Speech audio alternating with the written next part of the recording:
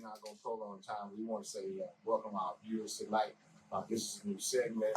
We're starting a podcast. The name of our podcast is the Kings Roundtable. Amen.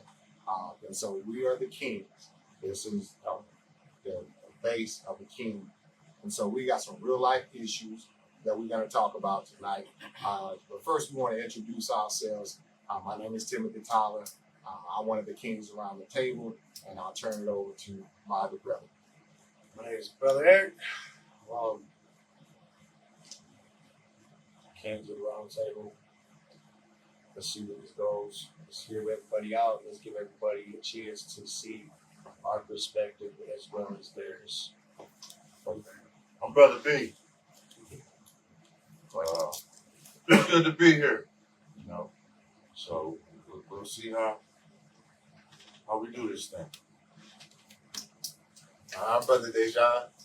I'm very excited to sit here and go over some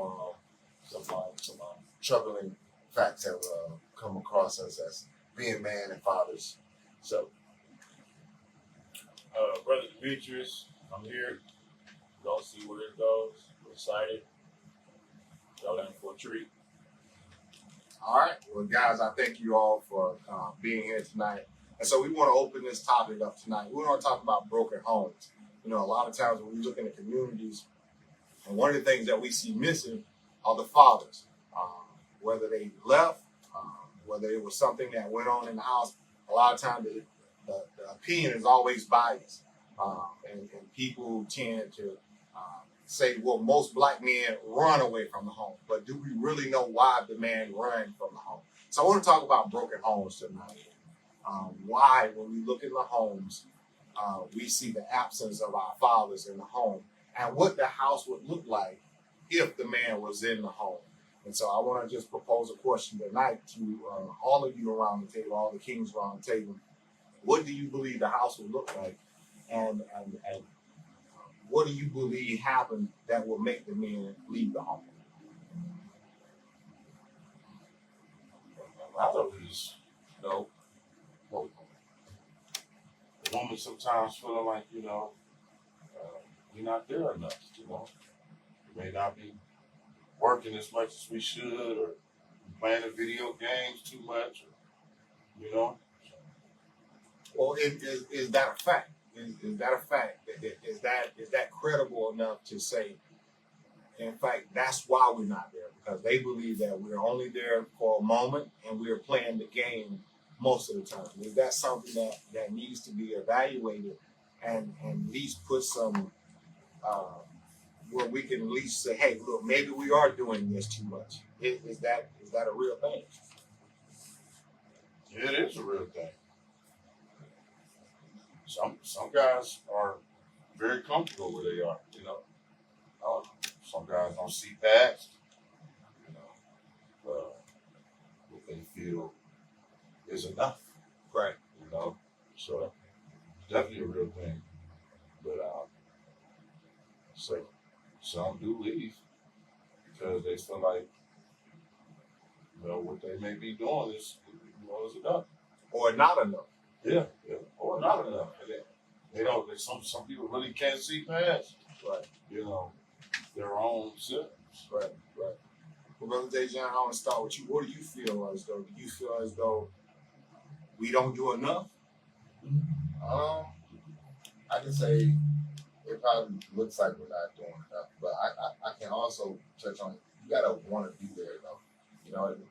Being a father of 4 kids, a wife, I know that you gotta want to do that. It's something that you gotta get up and want to do, because it's different things that can come up every day that try to push you away from wanting to doing what you need to do. I mean, it's a lot of things that comes up, man. Like you said, we was talking in a church this Sunday about being stretched and how your wife can stretch you out, your kids can stretch you out. You got to just be able to go through that. You want to actually want to go through it, because I mean, it's gonna come. Yes. Right. Well,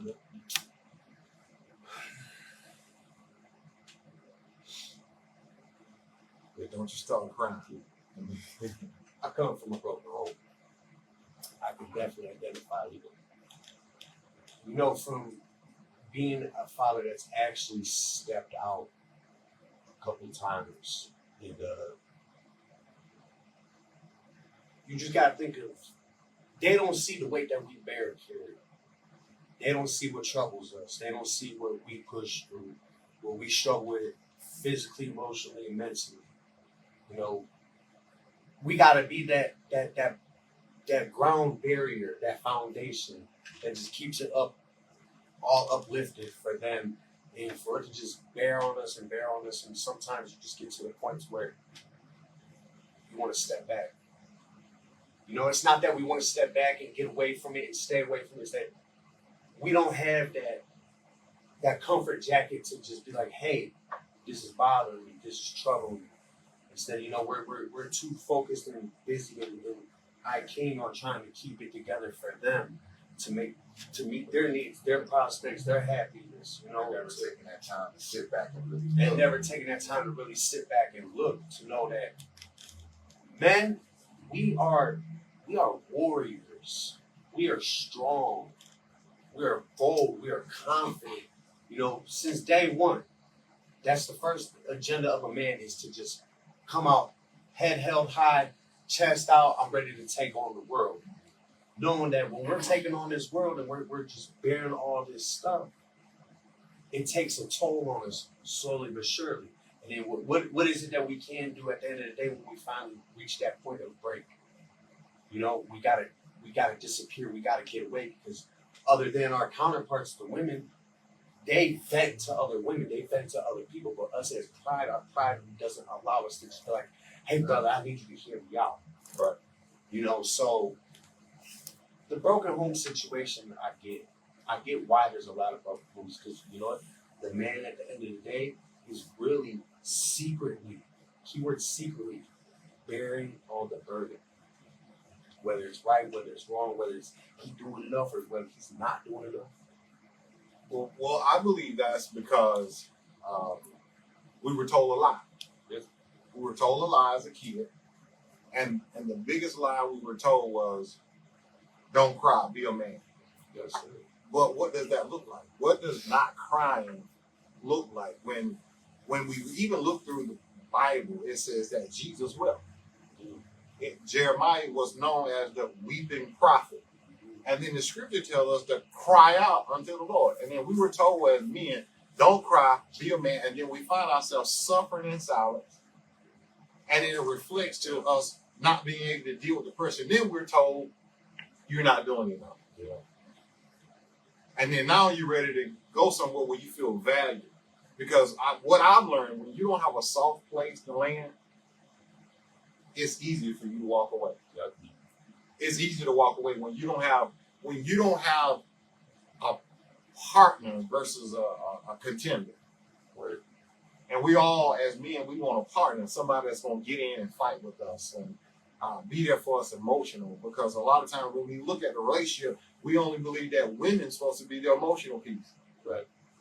And we But a deal lot with of men don't sometimes deserve what some women can give them, or don't even see. right. You know what I mean? So, what do those men do? Or how do you go about getting that kind of man to turn his life around? You know what I mean? Well, that's the nature of this conversation. Because when we look at men as a whole, there's different types of men. We're all men, but we're different types of men. And there are some on the other end of the spectrum that walked away and never even considered the children or the pain that it will cause, and because they had some selfish agenda for themselves. But there are some men that deserve the honor and the respect. But then there are some that didn't want to be a dad. There are some that's selfish and walked away and started new families, and you don't even realize the chaos that you caused, because now the woman has to sit there and watch you go love somebody else and love her children, even if you started over and had more children. Because some of them don't even start, but they just keep on. They just keep going. They just keep on. You're right. You're right. You know, they end up, don't forget about the ones that they end up, in jail or something. Right. Got all these kids out Right. there, Right. and they want to be there. There's some guys that want to be there. I can testify to children's mother doesn't see it that way. I'm one of the ones that I cry about my babies. I want my babies so bad, but unfortunately, the mothers don't see it that way. You know what I mean? So the kids have to suffer all because the mother is being ignorant towards something or don't seem to understand that I got a life real. I got other kids that I have to touch that's in my home. You know what I mean? So I can't give my other two that attention that they want, that their mothers want. So by me being lack of that, they say, well, if you can't give attention, you give the other two kids, please don't see the light on. But you know what, I can also tell you this. Them mothers that are like that don't see the hardship it brings for us as men that do cry for our children, that do want to be that role in their life and be a part of their life. They just assume that we're just keeping it pushing. In all reality, once again, keyword is silence. But then you got those ones that hit us with the be a man. Get your panties out of the bucket. Yeah. So what do you do about that? Those are the same ones that don't even know what a man is. They never had a father. So they have this image. But they think how a man should be towards their child or how a father should be. And you never had that role model. But when that man has that from that woman, but he still decides to stay with her, what do you do about that? You know? I want to chime in on that because I had this happen to me personally that I feel personally that even when the narrative was painted, you should have been there or you should have tried harder. I should have never had to try. I should have just been there. And I think oftentimes where we put our personal feelings in the mix and our personal feelings allow our children to be hurt because now they got to make a decision who's right and who's wrong. And that's not fair over the table for any child to have to look at. You can't take a child's innocence from them, and that's what happens when we bring mama and daddy to the table and want them to have to choose who's right and who's wrong.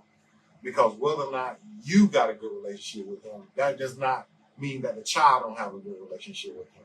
And when you try to tear that wedge between your children and the parents, then you set your children up for trauma. Okay? And then it doesn't just affect the household, but then now it's a generation thing that's going to keep going because this child now don't know what a two-family house looks like because it was broken. And so now all the kid is doing now is being poisoned by what they hear from the other side. And for anybody that is listening, it is a sad situation to speak down on one parent and make yourself look good. You gotta let the child see the things. Let it play out. It'll play out, and they'll evaluate and see who was right and who was wrong later. I say that I hated my father so long that I thought it was him. But I wasn't made it seem like it was him the whole time. Till I got older and seen myself, Mama, it was you. I said, why that man left and didn't come back? He went to go get some milk and never came back. Right. You know what I mean? The hardest thing about that though is when a man will see the pictures. Well, I think some of them gotta go through a lot. Yeah. And they finally understand all the stuff, you know. So I think it took me to have my own children to have their type of mother to see and understand that it ain't always a bad. The other women play a big part in that. Big part. I could definitely identify with that one. You know, a lot of things I went through. Yeah, I played in. I also had my part in partake of it. But it was the certain few women that I do have children with that they would be the start of the poison. You know, they would see me, they'd see this perfect person I am, and it's not the fact that they just love that it personally love that who it is I am. They were in love with the thought of who it is I am and what they think they can do and what strings they can pull and what buttons they can push to break me and tear me down. You know, they say like I'm gonna put it into this term, you know, a pimp. A pimp could take a woman and break her down and build her up. You tell her she's nothing. You ain't worth not a lick. But you got me, you know. They'll build them up. They'll build that confidence up. break it back down, build them back up, break them back down, and that's when you know you got them. You know, you ain't going nowhere. You ain't nothing without me. You know, I've heard that from so many women, especially the women I've been involved with. My mother, you know, the children of the mother of my children. You know, they were so manipulative. You know, I was so used to being this type of person. You know, yeah, I was. You know, I have a past. We all do. You know, they didn't see past my potential.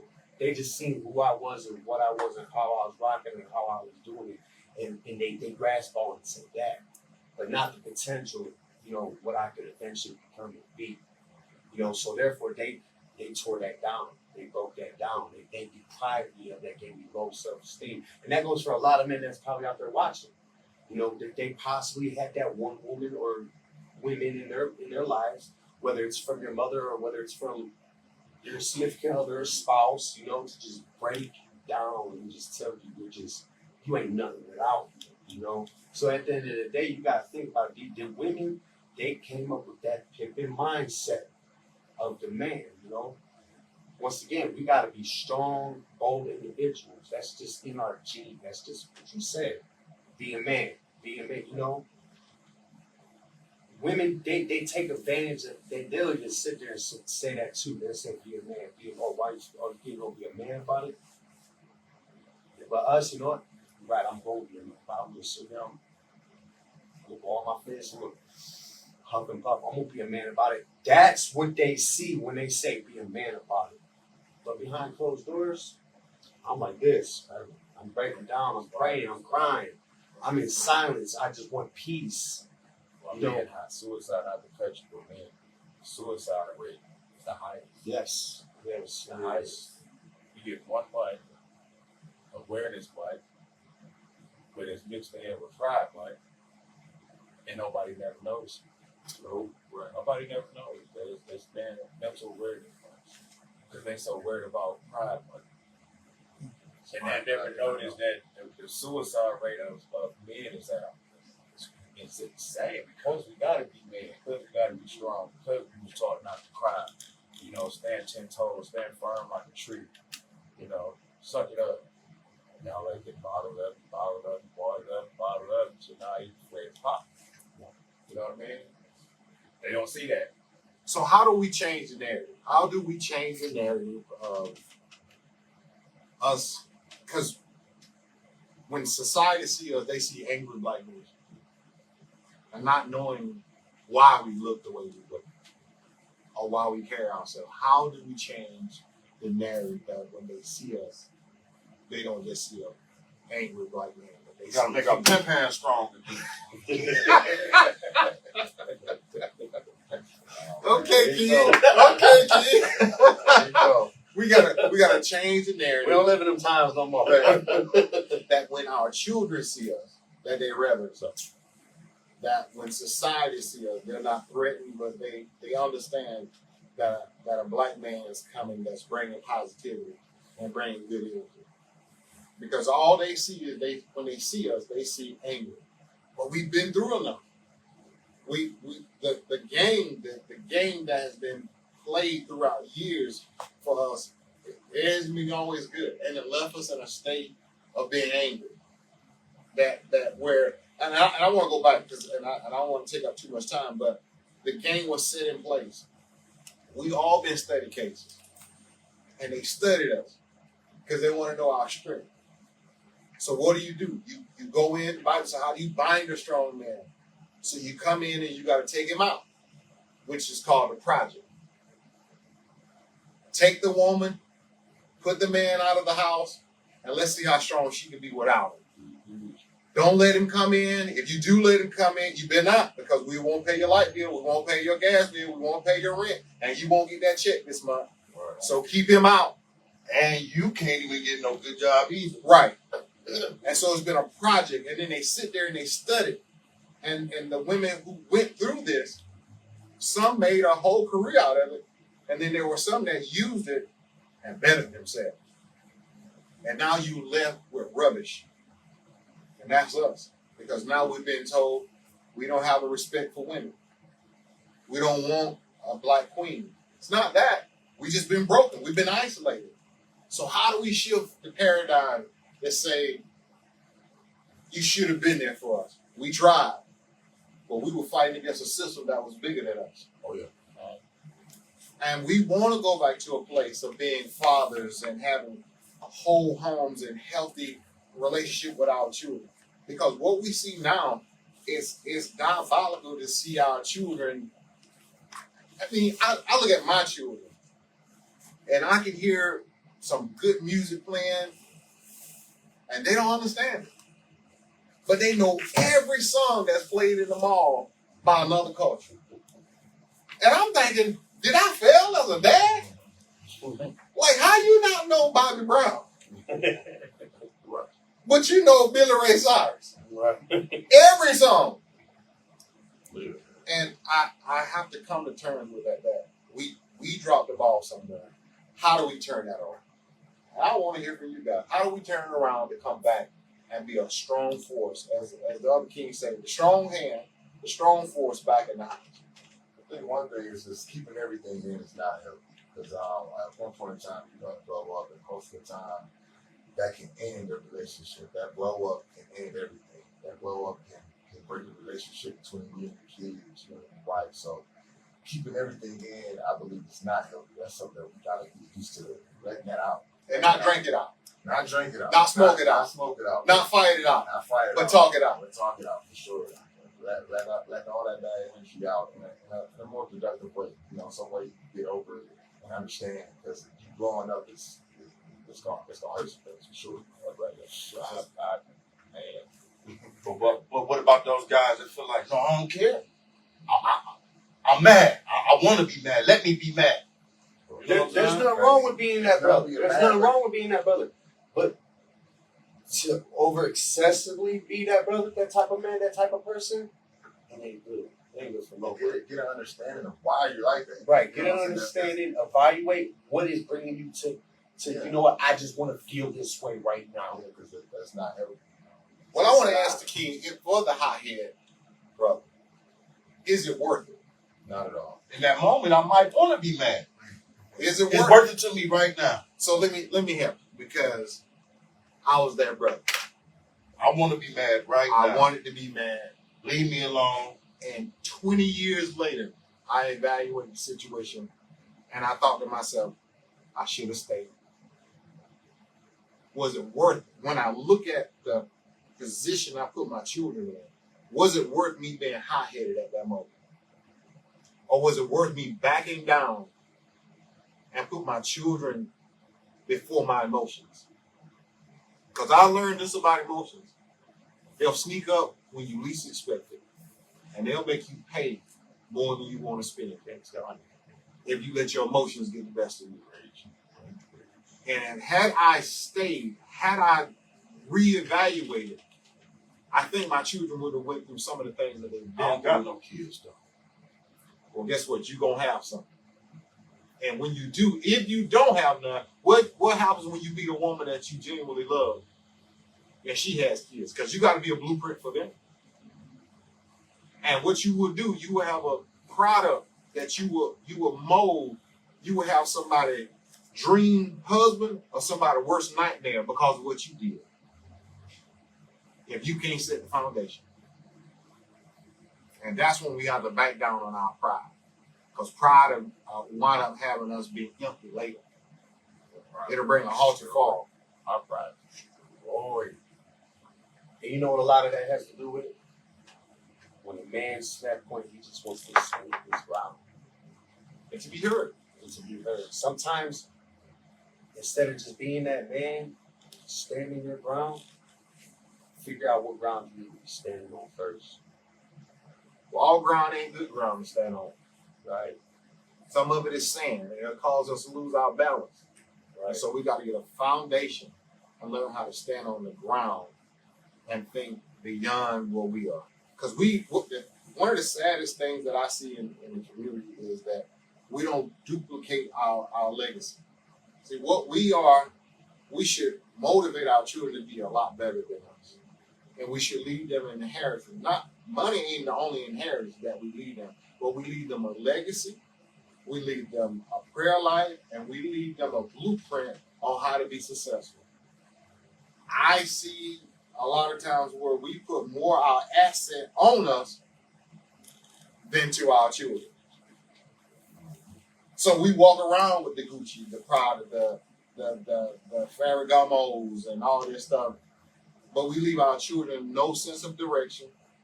We don't give them nothing tangible that they can go back and say, this is a stock, this is a CD, this is something that's going to sit you, put you ahead of the class that you are in right now. And I'm going to say this, and I'll turn it over, but there was a young lady, her parents made her go to this camp every year, every summer and work. But she would have to go in there and do the laundry and keep the trash full while people were renting this cabin. What she didn't know was this cabin was for her. And every dollar that these people paid to rent this cabin would be put in her trust fund. So when she became 21, she was already ahead of the game. When she came out of high school, she already was making 6 figures. Do we even do that in the hood no more? Do we not try to give our children some type of legacy? We've gone, we've made a reputation for them because of who we are. And then halftime, I like to say this from my standpoint, my credit was told before I even got it established. Because I had a light bill in my name, I had water in my name, I had gas in my name, and I was 9. Yeah. Now We got we gotta stop that stereo and learn to put our children in a position to come out better than us. But that's a lot of mamas doing that. Yeah, that's true. And I don't want this to be a session where we feel like we bashing women because we need them. We just need their paradigm to shift. Yeah. The paradigm has to shift that way that we can come together and be a unit, a united front together. We can't let people keep manipulating us, and we see it because we see it in the household. The moment the child says, "Mama, can I have?" and you say no, then they try to dad. And if he say yes, you just put division in the house. Yeah. And you got to be a united front. Say no. No means no. If Mama said no, guess what? My no is no. It's a hard no. No, a resounding no. I can go with that. What your mama said. What your daddy said. Right. Did you ask your mama? Did you ask your daddy? Mm-hmm. I can't do that, mom. I say go ask your mom. Well, nobody should share. She gonna say yeah. Even though I want her to say no. Because if he knows, it needs to be a balance. No, I'm dumb. So I'll do some push-ups. Everything has. And you know my kids do the same thing. They'll be like, as Tiffany. But as the man, what we say? Oh, Well, brother. Well, King. what if that's how I feel? So every household is ran different. And if that's the household and that's the fabric of your household, I want to say to you that relationship is negotiation, not domination. And we have to respect boundaries between both parties because both parties make up the relationship. And it shouldn't be what we're now. Granted, the Bible says that we're the head of the woman. We're the head as Christ is head of us. And so me saying hard no because that's what I feel at the moment. Is this my emotion speaking or this what's best for our family? What's best? It's got to be what's best for the family because if we say a hard no, it's no because I'm the man and that's it. But what if we just pass by opportunity? But I mean, King, that might be how your house ran. And I wouldn't come up against that. That's how your house is ran. You know, there's been times I've said yes, just because I know what it was like to be told no. And I didn't like that coming up as a kid, no. And you know, to be the smallest thing, whether I earned it or whether I'm sitting here saying, hey, I did so-and-so, can we now? And still no, that'll break my effort. And, me sitting here thinking, well, I'm thinking if I do this, and this, I can come ask you for this, and this, and care. My kids, they'll do little simple chores or little simple tasks. I won't even really ask them to. They knew to keep their room clean, they knew to do their homework, they knew to keep their dishes out their sinks. You know, and as they started instilling that on them, I give them little tasks here and there, you know. But that's to help me. It's not because I'm forcing them, hey, you better do this, you better do that, better. But once I see they help me with these tasks, of course I reward them. Of course I sit here and say, versus mom expects it. I don't think that's because they're seeing you become a better man. It could be. It could be. It's just something I'm teaching them because once again, I was that kid that grew up to hear no. I heard no quite frankly a lot. My birthday come around, you know, your birthday, that's your God given day, right or wrong.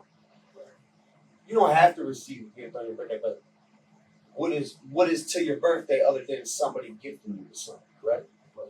So it's almost guaranteed we think we're gonna get something for our birthday because it's our God given day. I've never had a gift, but a couple times I've called my hand as a child for my birthday. Not because the lack of funds, not because of they might have just forgot about my birthday, but just because the simple fact of their needs and their wants and what they wanted fulfilled got met before rewarding me or granting something to me. Exactly what he was speaking on. Right. That's the type of household that I was raised up in and brought up in. And so you really, literally had to bust these every day, man, woman, child, in order to receive any type of thing. So do you think that that moment broke you and made you a broken man? It made me an unsettled man. It didn't break me. It changed, you know, from your due diligence to you better. There's a difference between handling business and you better handle business. You see what I'm saying? I was taught you better do this, you better do that, you better have it done, you better not, you know, it better be better. To where that word better, I kept hearing it so much growing up to where, okay, you know what? When I finally come of age and when I finally get some morals, some sense, and some act right, I'm going to do better. You know, they say, if you knew better, you do better. Sure. That was instilled into my head at such a young age. Because, you know, I had a village raising me. I had people raising me versus the people that should have been raising me. I want to stop there. I think that's a good point. Do we go back to village raising? No. Why? Well, I understand back in the day how the neighbor was able to discipline your child they act up and that type of thing. Oh, no, you can't touch mine. I'm serious. But why do we feel as though that it doesn't take a village anymore? Is it because of the society and the mindset of the people? Yeah. But if The way the world's going, your next door neighbor might be a pedophile, sexual, offender or something. right. There's so many out there in the streets. But why is that the mindset though? Why do people always have fear You know why? in their mind all the time? People watch the news. You wake up first thing in the morning, you watch the news. For the first 10, 20 minutes of the news, it's feeding bad news. Kids, man ran over, police chase, woman found dead, this, that, and the third. Just negative. It's programming. It's all it's doing is programming. Let you know. So you're so scared that you can't even trust your next door neighbor. Just I by. You don't know what's going on next door. You could be living next door to a kid trafficking house. You wouldn't even know it. You can stand over here for 25 years. And this house been trafficking kids this whole time. Your kid's been pretty safe. Yeah, because they, at the end of the day, me personally, I let it be known that this ain't that. If that ain't happened to your kids and that person is staying next door to you all that time, your kids grew up and went on, your kids been pretty safe. Yeah, because it ain't that. I'm just saying. Yeah, I've been letting them know. They probably look at me something about that brother. I'm gonna leave that one alone, but I'm gonna go next door and see about that one. But at the same time, like I said, you get up and you watch the news, you feed your brain. You're right. Your brain is sucking up everything first thing in the morning. The first thing you do is what? Feed it bad news. And you wonder why you walking around mad, or you just angry for no reason. You got an attitude, or you just negativity just coming wrong. Some people, that'd be the first conversation of the day. So Talk about that. Did you see what's this? They found 8 bodies in the lake. well, would it be safe to Nigga, say I don't want to talk about that. selected people can help raise your children, or it should just be hands off totally? Definitely select. I definitely think it's select. Now, when it said And it that, sucks that we have to think of it that way. yeah, Well, pedophiles ain't new to this game. Pedophiles were here. Only difference between the pedophiles in the 70s and the pedophiles now is social media. They were pedophiles, they just wouldn't talk about it. They were not exposed. Right. And now we have a system put in place where everybody can be exposed. At one button, go live. And now you got your own platform to tell your narrative on what happened. There were pedophiles back in the day. They were happening in multiple cities. You just didn't hear about it. And it was quiet. So now we got a It platform. was huge. And now people are, every time a pedophile show up or an accident or a murder or a body being found, although the news may shove it down our throat, but you still have access in your hand. So again, we got to be selective. If we're gonna build the bridge, it just can't be us. Somebody got to have some accountability. If your neighbors see you, maybe not spank, but at least inform. If the preacher sees something, maybe not spank, because I ain't trying to hit nobody, child. Not in these days. I want to tell you what's going on. I think it's appropriate to say, hey, look, I saw something that really just broke my heart. now, Could we address it? now I'm gonna speak on the back to the village raising a child. We got about 10 minutes. My village seen the neglect. My village seen the abuse. My village seen the mistreatment and the mishap. So what did my village do? My village gave me the love, the compassion, the security, the insurance, the gifts. You know, I got that from strangers, but not just any old strangers.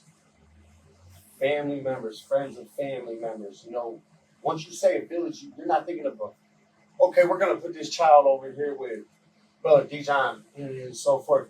Them children don't know him from the sky to the ground, you know?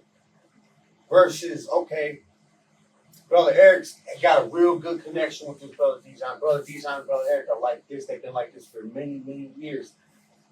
Brother Erich just so happens to fall out the picture. Brother Dijon has that much love and respect for my family more than what my family ever was worth, to where he wants to pick up the slack. You know, so when I had that village, it was those people that seen, like I said, the abuse and neglect and the stuff that no other child should be prone to or vulnerable to. You know, I've done witnessed it all. I've done witness mama smoking dope in the bathroom, to the plug kicking down the door, making us get underneath the bed because mama done racked up a bill with them and she can't pay it off, to where, you know what, my aunties, my uncles, my cousins, my great cousins, my great uncles, my friends of my aunties and uncles and friends were like, you know what, let's get him up out of here. He don't need to see that. That was the village I had covered me. You know, I was raised with sense of moral. You know, I give it to my grandfather, God rest his soul, man. He was an old school Vietnam vet. Whatever my mama lacked and my daddy lacked, him and my grandmama was there to always make sure. They told me from the birds and the bees, they said, listen, that is not what it is, and this is what we're going to teach you and show you. The rest of it was on me, as far as going to prison institutions, jails, growing up gang banging in the streets, doing my own little wheeling and dealing with getting drunk, high, using, abusing, and so forth. You know, that rest of that's on me. But for the morals I have instilled in me as the man I have transitioned to today, I picked up where they left off. What they gave me, the love they gave me, the compassion they gave me. And you know, I give that to my children to this day. Don't get it twisted. I got little baby mamas. You know, we're not on the best of terms. It's just, once again, it comes back to them poisoning. You know, I was never this, that, the third until I got with them, and then I became this, that, the third. You know, because they broke me down. Because at one point in time, I wasn't just searching just a woman to have a good time with me. I was searching for what was missing my whole life, which was love. And I found it in all the wrong people and places. You know, so that's what you got to think about when you talk about village. You know, I had a pretty good village. My mama eventually got her stuff together. She eventually tightened up and started becoming the mother that she needs to be. You know, there's nothing better than to do it while we still have time to, you know, to do it when there's no time left to do it at all. You know, you've met my mama. You've met my mama. You know, you was there when I got baptized. You know, she came around so well and so good, and it's just, you know what? I can forget that anything that ever happened because at the end of the day, that's my mama. I love her. That's the woman that gave birth to me. You know what? She had her trials and tribulations. That's the moment that you felt unbroken. Awesome. Yeah, I'm You know what I at mean? the same time, but you know what? I know what it was for her. I know what it did for her, what it did to her, what it took her through. You know, it wasn't no easy task to try to raise me and keep up with me and love me when she was dealing with the things she was dealing with too. I was just one extra thing on her plate. I was the most innocent thing on her plate. To where she, you know what? Let me put you over here so I could go over here and handle this that way. You know, I'll never fault my mama, man. You know, for those watching out there, like the brother said, this ain't us, you know, necessarily bashing the women or coming at you women that type of way, you know. As us kings at the table, you know, we also salute you queens out there. You know, those that are actually standing 10 toes down and doing what it is they have to do, and you know, high out there, you know, doing what it is you have to do to hold it down for those men that are absent in your child's life or your life, etc. You know, so We're gonna get ready to wrap up. with that, I turn it over. All right, so I want to just take this time out. You know, as we get ready to close, our take from tonight. You know, we got another piece that we're gonna bring in with our guest tonight, but I'm gonna start on this side of the table. You know, just in 1 minute of your time, what did you take from the round table tonight? I took that we definitely have to be more talking about our problems for sure, because this is something that we just don't do it as men. You know, we keep so much in, and I really think this is a great opportunity to release some of those angers, you know, between men who have similar, you know, problems going on with them. So I definitely want to talk it out. You know, I'm seeing it. Yeah, I will totally agree. Yeah, well, I'm excited. No, I'm just. Oh, it's about to. Yeah. All right. King Erich, what you took from tonight, man? You know, there's So, let's use this time that is so idle to us. The reason why I say it's so idle to us is because you know what? We can use this time at this table to actually get what's right there off of there. Get what's weighing on there off of there. You know, from what we really want to say out there instead versus lashing out, doing things we might regret, doing things that are just going to put us in harm's way or harm those of others, you know. Men, we have the most highest rate, once again, like Brother Demetrius said, of suicide. It's because we bottle it in, we don't know how to express it. We feel at the end of the day, if we express, some people might look at us as lesser men. That's not the key. You know, that's not the case at all whatsoever. I feel a man that cries is the most strongest, most boldest man in the world. If you cry, let it out, shout, scream, punch the bag, punch the wall, just break down, get on your hands and knees and just I'd be happy to cry. I salute you. I salute you to the bottom of my heart. You're not giving up, you're not folding, and you're not caving in. It's okay to go cry in the car. it's all right. Yeah, it's okay to go cry in the car. Well, King Bear, what one thing you took away? I got from this, you know, it's, you know, like we all, you know, a lot of us come from broken homes. So, you know, my thing was, how does a man come from that? You know, what steps can he take to start to realize that that's going on in his life? You know what I'm saying? What people may be around him for him to even realize that he's in a broken home. And some people, don't know that they like I was saying earlier, they want to go to jail. They cool with because the village may be streets. Right. They may not feel it at home at all. So the love they get in the streets, and that's a big point of what he was saying. So it's about what village out there in the streets, what I'm saying, or that is, giving you what you feel you may need, and so I just feel,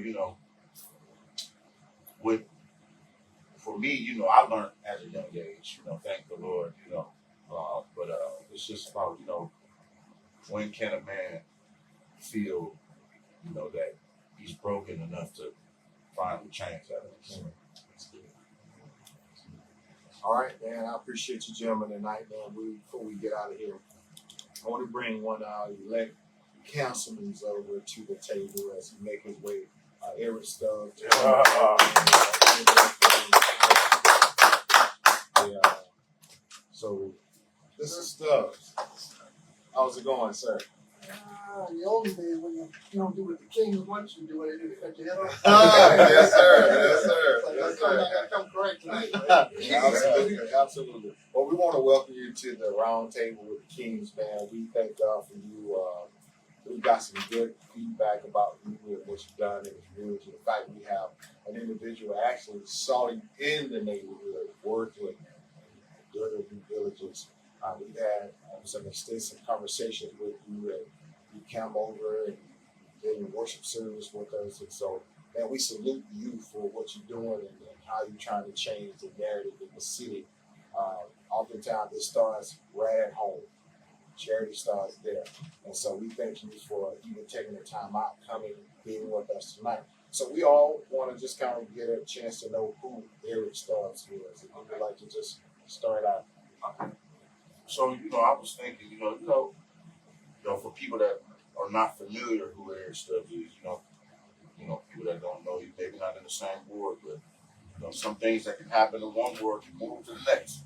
So for the people that don't know you, I just was, worried. Well, I came to Cleveland July 91. If I for 4 minutes, because downtown sort of shut down. I waited for probably about 4 weeks. So when it was business, and these were corrective operations.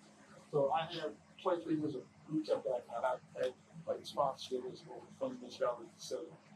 Over 1,000 employees on the one time. So I had management, extensive management skills that drove 20 years. So I went into county government in 2008.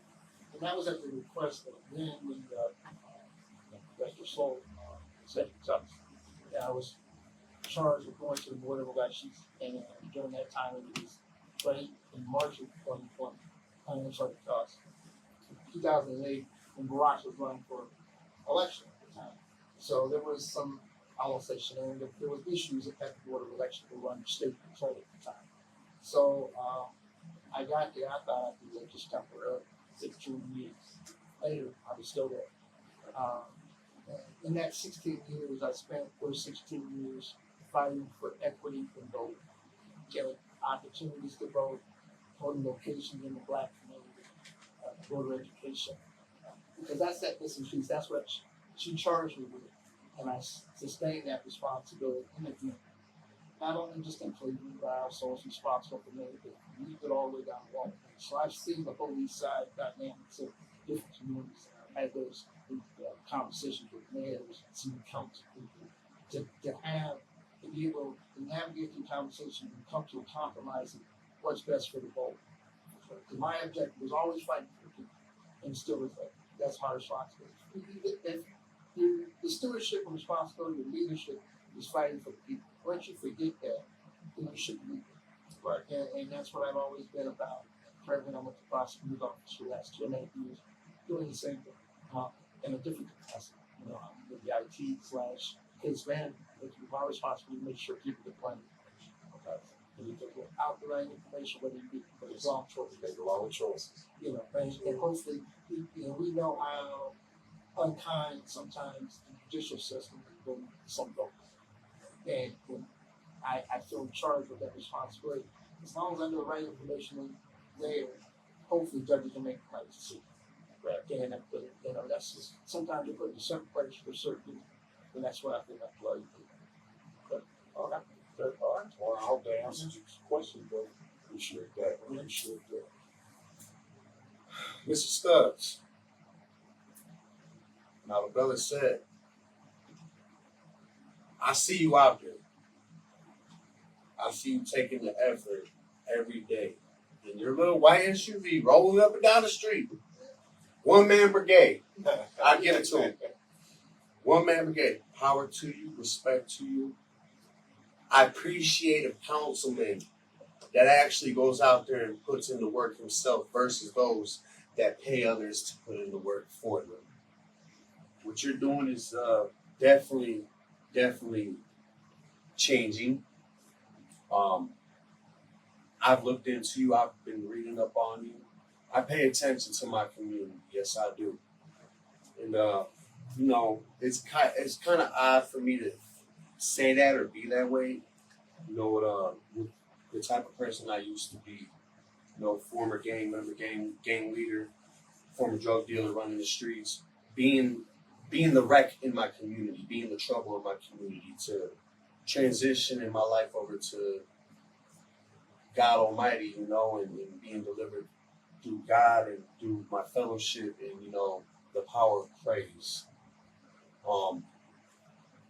I see what's still out there. I see what still occurs. I see what still is troubling and poison in our community. And it really attacks home with our youth, our young individuals, our schools, our churches, our rec centers, our boys and girls clubs.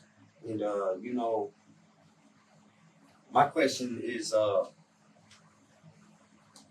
what can we do to actually cause that change, to actually start seeing a more upcoming, beautiful, prosperous community? When you touched on when we talk about the community centers, when we grow up, community centers is more than just a handout. And we leave in the morning, we wouldn't come back till late at night. Now the kids don't leave all day. They sit behind. But I think those need to become hubs for kids like yourselves to be able to mentor them who don't have it.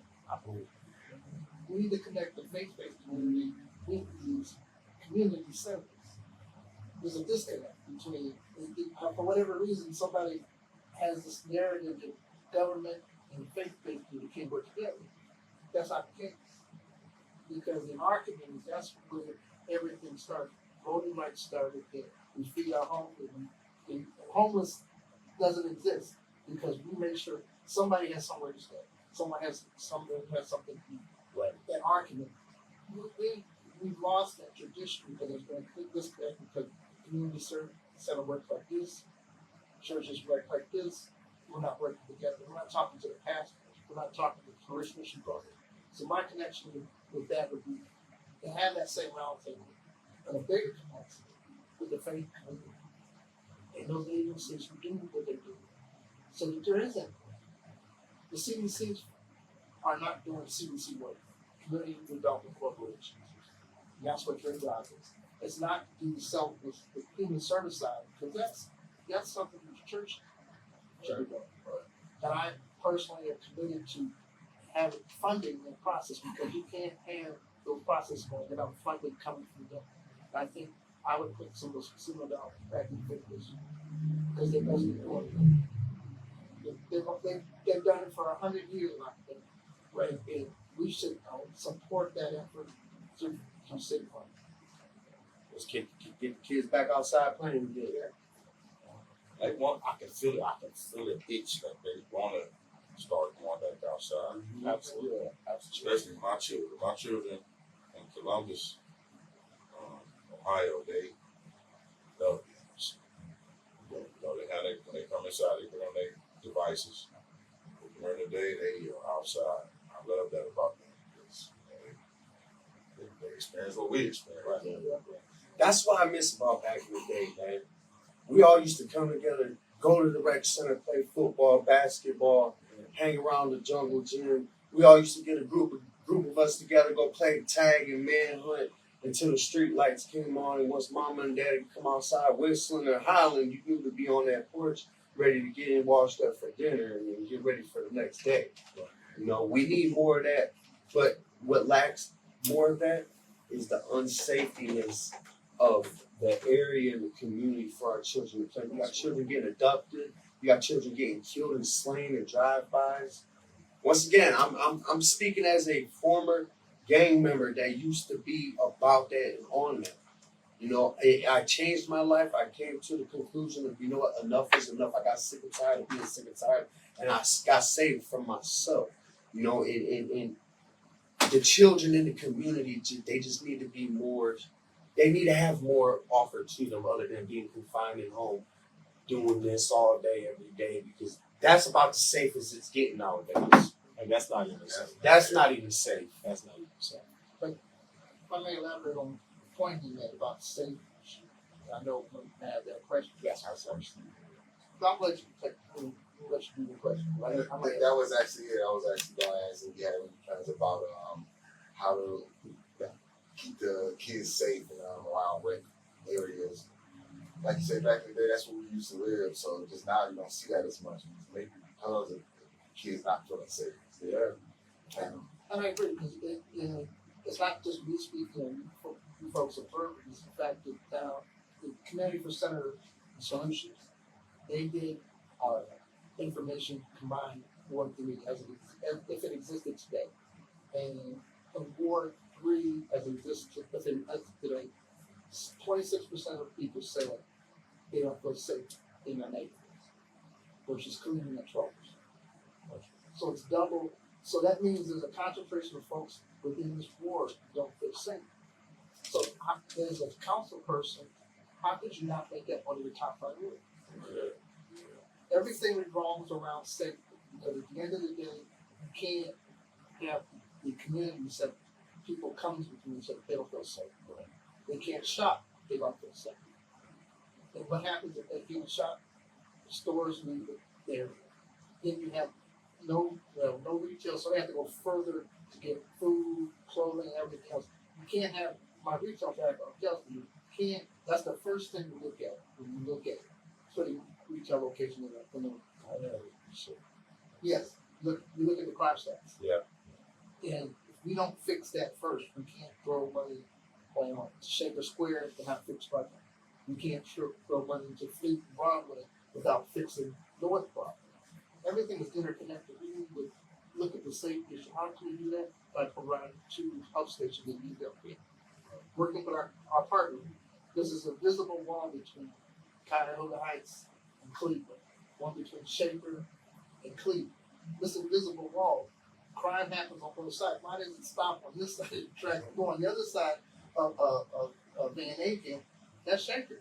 Yeah. You can't tell me it stops at the tracks. They always stop. We need to work. We need to work. These are our neighbors. 140, 150 something. They just say, oh, we're And right. one side of 154 is Shaker, one side is Cleveland. And they don't stop in the middle of the street. I can't go over there. So we need to work better with our neighbors without these invisible walls that exist, because people should feel close to their neighborhood. And that's part of my efforts will be working with the 4th District as well as Shaker and Cleveland Heights. Everything that borders Ward 1, the new Ward 3 should be partner and collaboration. And but you have to, they have to want to talk to you first of all. Right. You can't operate in a vacuum where people can't feel like you're approachable, so we can work together. Right. No. Did you got your question? All right, boy. I'm gonna give you my question, and we're gonna get out of here. Maybe not a question, but giving maybe a response. I personally don't feel safe. I've had to escalate my concern all the way to the man, and that the commander has failed me. 4th District has failed me, and I've had multiple calls to that precinct. And they never answer or respond.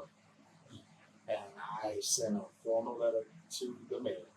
And with that being said, his commander called me personally and apologized, and they're working in the fourth district now. I went to a few meetings, and they said that they didn't have the polices or enough polices to service. And I'm like, but what does that have to do with us? Why are we having to suffer when the charlatans and the traffic comes our way? There's not enough for you to respond. So now you leave us in a position where we got to protect our own selves, but we're yet paying you in taxes to serve and protect us. And I'm to the point where, how can I call you if you just don't show up? Not even an apology, a call, or a drive-by be all right with me, but don't put me in a position where I got to protect myself. And now I'm going to the county because I had an intruder breaking in on me, and now you ready to arrest me, but I called you 5 times. The analogy would be if you went to a restaurant and they tell you it's shorthanded cooks, and you gotta go back and cook your own breakfast. Right. That's what they're asking. You know, you can't seek private citizens to police accept. So going back to the hub stations, in addition to that, I think we reevaluate how we police. You know, they have the drones that they're underutilized, especially when it's like down there. Believe me, when it comes to Detroit, West 25th, Ohio City, Chicago, when they get the drones, all the money that's gone to the west side, I advocate to make sure not just the southeast wards, but back here. Because actually we border 3 different suburbs. We need funds here to police. If anything else, not for $125,000 dog park in the city. We need to financially support basic needs, which is safety. It all starts with safety. You can't do economic development without safety. Right. Because won't nobody come in the area. Right. You can't get the traffic. It starts there. We need to. You can't. You know, like my mom said. You know what? I go in the kitchen and the pots and pans. She told me you can't cook in a dirty kitchen. Right. You can't develop a community in a dirty neighborhood in 138 with a gas station. It's an easy fix. Don't renew their liquor license. Don't renew their permits. You got to get them in the pocket for it. Right. Before they fix the fact that there's people they're standing in your line. You know, if you got to pay for security to get them out, you do that. We need to hold these merchants more accountable. Sure, he's late at night. I come home late at night, and I come that way. I live on 119th, so I come that way. I come down, 116th, and we see the traffic is chilling. Or if I'm going to Shaker Square to get something, you see the 100. What are you doing 10:30, 12 o'clock? Well, there's no police presence. Right. I've never seen people pulled over in this area. I just recently, as I began to make complaints, I'm now seeing more police presence pulling people over. Man, they use Kinsman like the Autobahn. I'm talking not 55 an hour. I'm 70. Because I looked down one day and I was running 70 just trying to keep up with the flow of traffic. So there's no police presence, and half of the community don't even have insurance. So they hit you and they get away. Now you stuck trying to get your car fixed because they don't even have insurance. And it's because there's no police presence. They don't have to worry about being pulled over here. There was a time I lived in a city where you were scared to go down Church Street because they might throw a roadblock. And imagine what happens if they start doing more police presence and throwing roadblocks up. Is traffic will slow down, and people will think twice about speeding up and down 116 and 119 and kills. Now, this would be unpopular, but I know certain cities, like Cleveland Heights, for instance, they ride singles. You ride singles, you cover more territory. You ever gone in Cleveland Heights, and even though they ride singles, 6 patrol cars show up at one side. Right. Yeah. But you cover more territory by visibility. The union will touch back on it, but the fact is, you have more visibility. If you need 2 to show up, then 2 to show up. But you cover more territory than that. Right. And we got to fix this issue now because it's not necessarily for me. I got 4 years behind me, and I got free for my daughter and my grandkids. And we got to fix it. We can't continue to throw money, but we don't know how much is not coming from the state and the federal level because we know what happened in 100 days. We don't know what the next 100 days will. That's right. And 60% of our funding comes from the state and not the federal. I remember 20 years ago, it was more of a police presence on 16. Because I used to be a cop that sat right there at Ford's on Pennsylvania. And I'll never forget, I ran from him because I was speeding, went through the light. And then I seen him hit the whaler. I cut down the other street right after Ford, and I put him in the driveway. So I'm thinking about it, it was, at one point, it was. It really was. It really was. We even knew cops' names. That's how I knew. Like, you even knew them because they've been in that area so long, patrolling that area. You even knew their names. So it's wild. You don't really see that anymore. But you can't, and I understand why they've made that decision to pay them, but you can't pay more with higher expectations. You know, you raise the pay, you gotta raise the expectations. Right. Because you're not paying more, we're paying more. Right. Because every dollar that you just gave them is another dollar out of the food banks and other things that need to be done. Right. That's true. All right. Respect that. Yeah. Yeah, it makes sense. Well, you know, just talking with the city councilmen, they were saying, I think it was the chief, was saying that they had to pay more because a lot of officers were leaving on in suburban areas because they were making more money and there was less crime. And so it kind of crippled Cleveland and the police.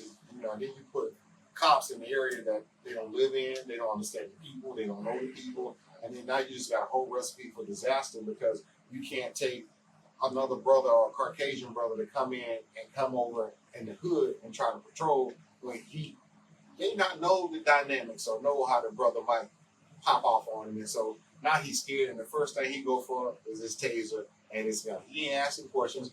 Where you got another brother that might be from the neighborhood and know the brothers and say, bro, pick that up, get out of here, go home now. And I just think if we can just pull the communities and the cops and work together, I think a lot of the crime will go down. Because again, when we make these phone calls, I don't call to be anonymous. I ain't going to be anonymous in nothing. I want you to know who I am because I need you to know my complaint. And so when I call, I just need for them to respond, not leave me hanging and try to fend for myself. That's why that's the important. We started off about the centers, you know, community centers. This is one big conversation with the same framework, but it still starts in the church. Right. You know, because you go up on 105, what do they call church right? But if you listen, if you got church on this corner, you go across the street, you got Larry Harris and Gates, you know, Bishop Reiner. You got enough clergy to say, hey, enough is enough. It's not me. That's a whole nother story. Right? Yeah. But, and I say that because it's almost like pulling teeth for to get the clergy together. It has to start here. When we make enough noise and come out the side of the four walls and we join together, Right. then things can start happening. And then we apply the pressure to the city, things can happen. But when we're sitting in, who's going to get the most members out of this, or who's going to be the voice, who's going to be the face, I'm not trying to be the face. I need a solution. It's like the theory when you walk down the street, man of color, but it's the name you should touch it, it hurts. Right. You get the African American fasting together, then now they start getting what do they want? Right. You know, and we still need to be that voice. I pray that we can get there in my lifetime, and I pray that after elected, I can help pull that together. My objective is to pull everyone I mentioned. I have personal relationship with. But I think we all got to sit at the same table, break bread, and have a deep conversation. Right. About, you know, and put the ego, check the ego at the door. Right. You know, put Jesus in the middle, and let's have some conversation about what's best for Right. Okay. Well, we appreciate you, man, for all the input you've got. We're going to give you an opportunity to look at the camera for those who are watching. Just give us your spiel on what you want to do. If you can zoom in on you can see the councilman, we want to support him in all that he's doing. And just give him a moment to say what he needs to say for those who are watching. If those who are watching, I just want to take this opportunity. I would love to serve you in the capacity of city councilman in the new Ward 3, which is Slavic Village in Buckeye. My objective of being your councilman is to serve you for the next 4 years in a capacity to go to City Hall to represent you currently we don't have that representation. But we need that representation at any given time that we've had. When some difficult times going forward, and do not know where we're going to get funded at the federal level or the state level. As we see this reduction, we know we're going to have to tighten our belts. But I need your help to make these things happen. Their basic needs, starting with safety, starting with personal needs of housing, affordable housing. I'm here to advocate for you. I look forward to talking to you. Hopefully I can earn your vote for November election. Thank you. Thank you so much, Mr. Hey, as I'm gonna say to all the kids around the table, I know we're going through some stuff, but straighten the crown up. We got another day to fight. Thank y'all for watching, and thank you for your support. We're looking forward to taking this to another level. I'm gonna say it like I said when we dismiss. I love you, and there's absolutely nothing you can do about it.